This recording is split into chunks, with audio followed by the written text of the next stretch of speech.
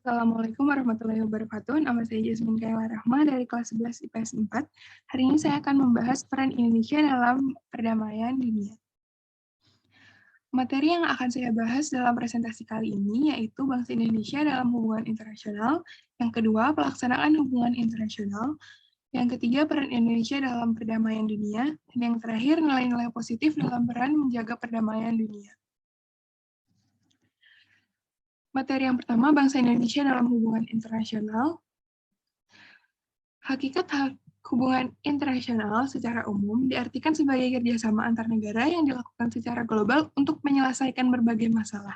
Hal ini dijelaskan pada Undang-Undang Nomor 37 Tahun 1999 tentang hubungan internasional, yang juga mendefinisikan politik luar negeri adalah suatu kebijakan, sikap, dan langkah pemerintah Republik Indonesia yang diambil dalam melakukan hubungan dengan negara lain, organisasi internasional, dan subjek hukum internasional lainnya dalam rangka menghadapi masalah internasional guna mencapai tujuan nasional. Selanjutnya, subjek hukum internasional adalah semua pihak yang dapat dibebani oleh hak dan kewajiban sebagaimana diatur dalam hubungan internasional yang dapat diuraikan sebagai berikut. Yang pertama adalah negara, yaitu merupakan subjek hukum internasional yang paling utama dan klasik di dalam sejarah hukum internasional. Negara pada awalnya merupakan satu-satunya entitas atau wujud yang memiliki karakter dan memegang status sebagai subjek hukum internasional penuh. Selanjutnya ada Tahta Suci Vatikan, itu merupakan suatu subjek hukum internasional dalam arti penuh dan sejajar kedudukannya dengan negara mempunyai perwakilan diplomatik di banyak negara. Selanjutnya ada individu. Pengakuan hak asasi manusia ini makin mengukuhkan eksistensi individu sebagai subjek hukum internasional. Lalu, Palang Merah Internasional diakui sebagai organisasi internasional walau dalam ruang lingkup terbatas. Selanjutnya, organisasi internasional. Organisasi ini bertujuan untuk pengembangan politik dan keamanan nasional di suatu pihak, serta perkembangan ekonomi dan kesejahteraan sosial di lain pihak. Dan yang terakhir, ada kaum pemberontak. Selanjutnya ada faktor-faktor yang mendukung terjadinya hubungan internasional, yaitu ada faktor internal dan faktor eksternal. Faktor internal antara lain kekhawatiran akan ancaman dari dalam negeri, lalu kekhawatiran terhadap ancaman dari negara lain, keterbatasan dalam memenuhi kebutuhan, keinginan meningkatkan kesejahteraan sosial, keinginan membuka hubungan politik dengan negara lain, dan yang terakhir keinginan mendapat dukungan dari negara lain. Selanjutnya, faktor eksternal yaitu adanya perkembangan perbedaan penguasaan ilmu pengetahuan, perbedaan kondisi suatu negara yang berbeda dengan negara lain, dan yang terakhir rasa tanggung jawab seluruh warga dunia untuk menjaga keamanan, kedamaian secara adil dan merata. Selanjutnya, pelaksanaan hubungan internasional Indonesia. Pelaksanaan hubungan internasional Indonesia ini didukung dengan dasar hukum pelaksanaan hubungan internasional, yaitu ada sila kedua Pancasila yang berbunyi kemanusiaan yang adil dan beradab. Dalam aktualisasi kehidupan berbangsa dan bernegara, sila kedua Pancasila dapat diimplementasikan dengan cara hormat, menghormati, dan bekerja sama dengan bangsa lain.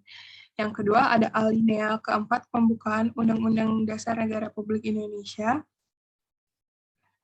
yang tercantum dalam kalimat dan ikut melaksanakan ketertiban dunia yang berdasarkan kemerdekaan, perdamaian abadi, dan keadilan sosial. Yang ketiga ada pasal 11 ayat 1-3 Undang-Undang Dasar Negara Republik Indonesia tahun 1945. Yang keempat pasal 13 ayat 1-3 Undang-Undang Dasar Negara Republik Indonesia tahun 1945. Yang kelima ada Undang-Undang Nomor 37 tahun 1999 tentang hubungan luar negeri. Dan yang keenam, Undang-Undang Nomor 24 Tahun 2000 tentang Perjanjian Internasional. Selanjutnya ada bentuk hubungan internasional bangsa Indonesia. Yang pertama adalah hubungan bilateral, yaitu kerjasama yang dilakukan oleh dua negara. Contohnya adalah kerjasama antara Indonesia dan Jerman. Dalam kerjasama ini memprioritaskan bidang ekonomi negara. Hal ini dikarenakan dimensi dan cakupan kerjasama ekonomi Indonesia dan Jerman yang bersifat multidimensi, sehingga tidak hanya terbatas pada perdagangan dan investasi. Yang kedua, hubungan multilateral merupakan hubungan internasional yang dilakukan lebih dari dua negara. Contohnya Perserikatan Bangsa-Bangsa atau disingkat PBB. Kerjasama ini bersifat terbuka bagi negara-negara yang ingin bergabung di dalamnya. Yang ketiga, ada hubungan regional, yaitu merupakan kerjasama antar negara yang dilakukan oleh negara-negara di dunia dalam satu wilayah. Contohnya, Association of Southeast Asian Nation atau ASEAN, lalu ada Asia Pacific Economic Cooperation atau APEC.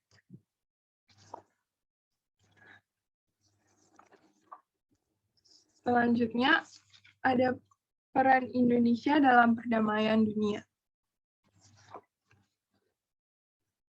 Politik luar negeri Indonesia dalam perdamaian dunia, yaitu ada Indonesia menjadi anggota Perserikatan Bangsa-Bangsa atau PBB yang ke-60 pada tanggal 28 September 1950. Yang kedua, memprakarsai penyelenggaraan Konferensi Asia Afrika pada tahun 1955. Yang ketiga, keaktifan Indonesia sebagai salah satu pendiri Gerakan Non-Blok atau GNB pada tahun 1961, bahkan pada tahun 1992 dalam konferensi negara-negara non-blok yang berlangsung di Jakarta, Indonesia ditunjuk menjadi ketua GNB. Terlibat langsung dalam misi perdamaian Dewan Keamanan PBB dengan mengirimkan pasukan Garuda ke negara-negara yang dilanda konflik seperti Kongo, Vietnam, Kamboja, Bosnia, dan sebagainya. Yang terakhir, Indonesia menjadi salah satu pendiri ASEAN atau Association of Southeast Asian Nation.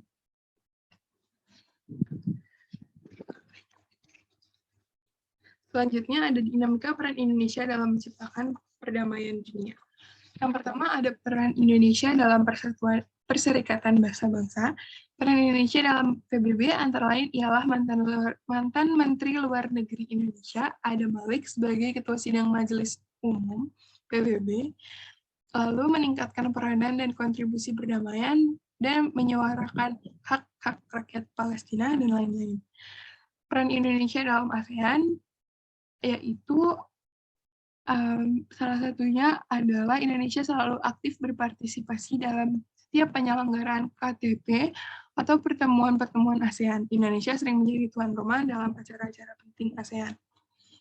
Lalu peran Indonesia dalam GNB, yaitu Indonesia menjadi tempat berlangsungnya KAA yang merupakan cikal bakal GNB. Indonesia juga mencetuskan upaya menghidupkan kembali dialog antara Utara Selatan.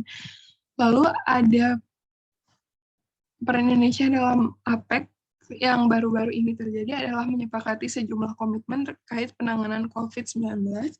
Yang terakhir ada peran Indonesia dalam OKI atau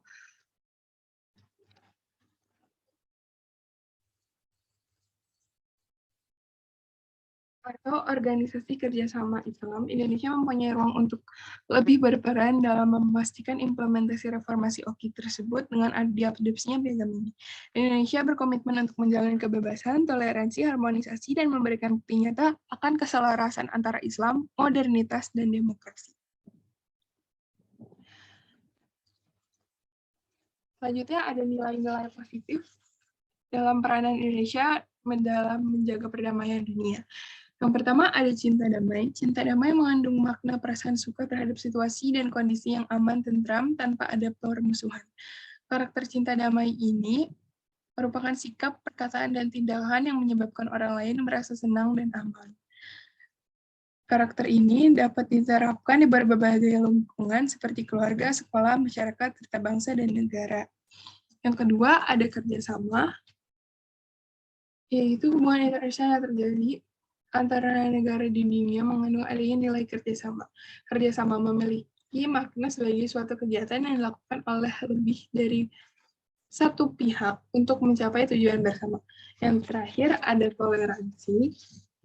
Sikap toleran atau toleransi menjadi bagian dari pengembangan nilai karakter bangsa berlandaskan budaya.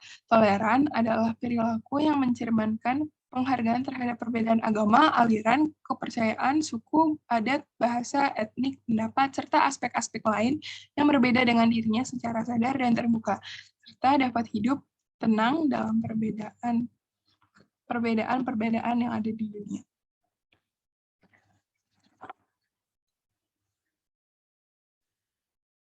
Sekian pembahasan dari saya, kurang lebihnya mohon maaf. Wassalamualaikum warahmatullahi wabarakatuh.